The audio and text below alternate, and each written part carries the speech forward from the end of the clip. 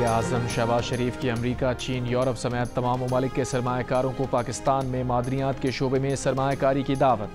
कहा, पाकिस्तान अगर खरबों डॉलर के मादनियात के ज़खायर को इस्तेमाल में लाए तो IMF की ज़रूरत नहीं रहेगी। Army chief general Asim Munir ने कहा कि बैनुल-अक़वामी इदारे पाकिस्तान में सरमायाकारी के मौक़े तलाश करें। पाक फ़ौज अपने शराकतदारों और सरमायाकारों के मफादात के तहफ़्फ़ुज़ के लिए मजबूत सिक्योरिटी फ्रेमवर्क यकीनी बनाएगी।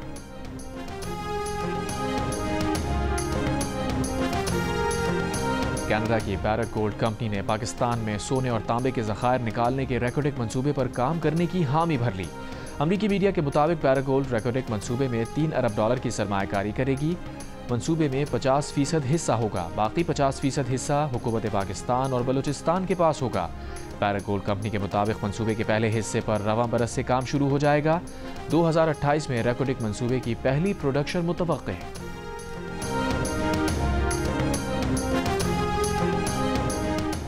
कौमी एयरलाइन ने 21 साल बाद खालिस मुनाफा हासिल कर लिया। तर्जुमान के मुताबिक 2024 में कौमी एयरलाइन ने 9.3 अरब रुपए ऑपरेशनल मुनाफा जबकि 26.2 अरब रुपए खालिस मुनाफा कमाया। कौमी एयरलाइन का ऑपरेटिंग मार्जिन 12% से ज़्यादा रहा, जो किसी भी बेहतरीन एयरलाइन के हम पल्ला है। कौमी एयरलाइन ने आखिरी मुनाफा साल 2003 में हासिल किया था। कौमी एयरलाइन की काबिल ज़िक्र कारकर्दगी पर वफाकी वज़ीर ख्वाजा आसिफ ने कहा कि हुकूमत के सख्त इक़दामात के बायस कौमी एयरलाइन में मुस्बत तब्दीली मुमकिन हुई। कौमी एयरलाइन अब निजकारी के जरिए मालियाती कारकर्दगी से फ़ायदा उठाने के लिए तैयार है। वज़ीर आज़म शहबाज शरीफ की क़यादत में हर जानिब से अच्छी खबरें आ रही हैं। बानी PTI की 3 बहनों अलीमा खान, उज़मा खान और नौरीन खान की बानी PTI से मुलाकात ना हो सकी। मंगल की रात घर रवाना हो गई। रावलपिंडी पुलिस ने तीनों बहनों को हिरासत में लेकर मकामी शादी हॉल मुंतकिल किया था। अडियाला जेल के बाहर तहरीक इंसाफ कारकुनों और पुलिस में तसादुम भी हुआ। जेल ज़राए के मुताबिक बानी की बैरून मुल्क मुकीम बेटों कासिम और सुलेमान से फ़ोन पर बात कराई गई।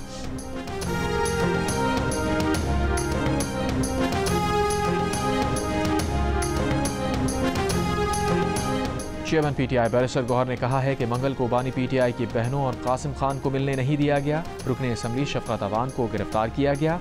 मियाँ अजहर को पत्थर मारा गया जिससे वो जख्मी हो गए। सलमान अकरम राजा ने कहा कि मुलाकात के लिए उन लोगों के नाम फाइनल किए गए जिनके नाम हमारी तरफ से नहीं गए। उमर अयूब बोले, इस्लामाबाद हाई कोर्ट के अहकामात को हवा में उड़ाया गया। PTI रहनुमा आलिया हमजा ने कहा कि नाके लगाकर सबको जेल जाने से रोका गया। पुलिस ने हमें ज़बरदस्ती गाड़ियों में बिठाकर हब्से बेजा में रखा। धक्के दिए गए। पूरे मुल्क में एहतजाज करेंगे।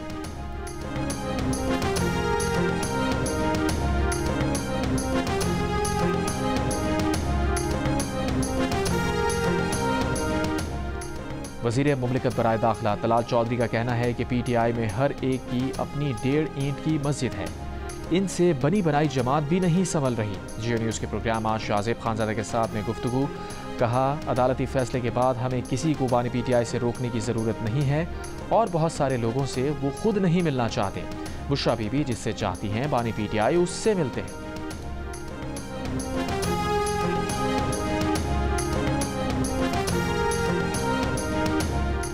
पीपल्स पार्टी के सीनियर रहनुमा ताज हैदर मुख्तसर अलालत के बाद 83 साल की उम्र में कराची में इंतकाल कर गए। नमाज जनाजा आज बाद नमाज ज़ोहरैन मस्जिद इमाम बारगाह यसरफ फ़ेज़ 4 डिफेंस कराची में अदा की जाएगी। ताज हैदर के इंतकाल पर सदर मुमलिकत आसिफ अली ज़रदारी, वज़ीर आज़म शहबाज शरीफ और बिलावल भुट्टो ज़रदारी समेत सियासी रहनुमाओं का इजहार अफसोस। बिलावल भुट्टो की हिदायत पर पीपल्स पार्टी का 3 रोज़ा शोक का ऐलान।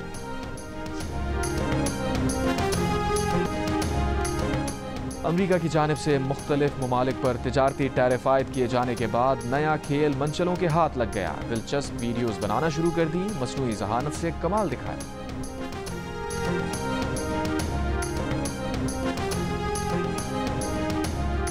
वज़ीर आज़म शहबाज शरीफ से सदर सुप्रीम कोर्ट बार मियाँ रऊफ अता की मुलाकात।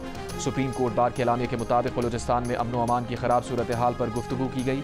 मियाँ रऊफ अता ने आला सतह की बाइख्तियार कमेटी के क़याम का मुतालबा किया। कहा, बलूचिस्तान में बुनियादी आइनी हुकूक सल्ब हो रहे हैं। वज़ीर आज़म शहबाज शरीफ का अमन के लिए हर मुमकिन किरदार अदा करने का अज़्म। कहा, मसाइल का हल जमहूरी तरीक़ाकार के ज़रिए ही मुमकिन है।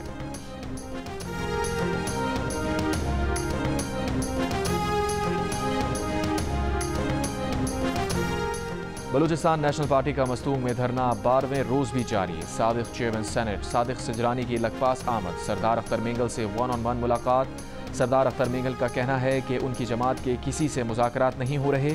वज़ीर आला बलूचिस्तान का कहना है कि मसले के सियासी हल की संजीदगी से कोशिशें जारी हैं, ताहम BNP की तरफ से मुस्बत जवाब ना मिलने पर डेडलॉक बरकरार है। वज़ीर आला पंजाब मरियम नवाज की SOS चिल्ड्रन विलेज इंटरनेशनल के सदर से मुलाकात। पंजाब में SOS मॉडल के फ़रोग़ और बेहतरी के लिए ताउन पर इत्तफ़ाक़। वज़ीर आला ने कहा, हर बच्चा रियासत की जिम्मेदारी है। हुकूमत पंजाब जिम्मेदारियाँ माँ के जज्बे से निभा रही है।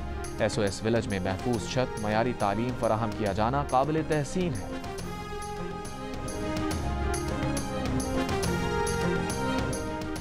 वज़ीर आला खैबर पख्तूनख्वा अली अमीन गंडापुर ने कहा है कि माइंस एंड मिनरल्स एक्ट में तरमीम से मुताल्लिक़ गलत फहमी फैलाई जा रही है।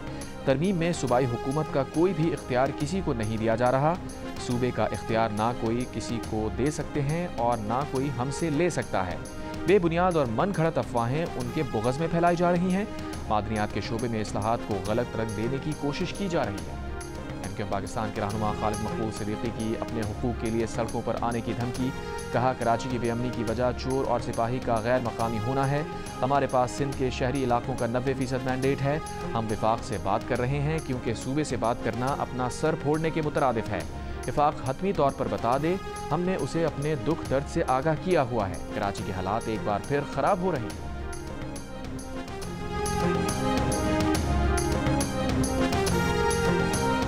सिंध के सीनियर वजीर शजील मेमन का MQM को जवाब। कहा, MQM का एक ग्रुप कराची में नफरतें फैला रहा है। कुछ लोग चाहते हैं अफरा तफरी फैले, ऐसे हरगिज़ नहीं होने देंगे। MQM को जो बात करनी है वो अवामी मैंडेट पर करे। वो अपने हल्के और MQM रहनुमा अपने हल्के से इस्तीफ़ा दें। दोबारा इंतखाबात लड़ते हैं, देखते हैं किसके पास मैंडेट है।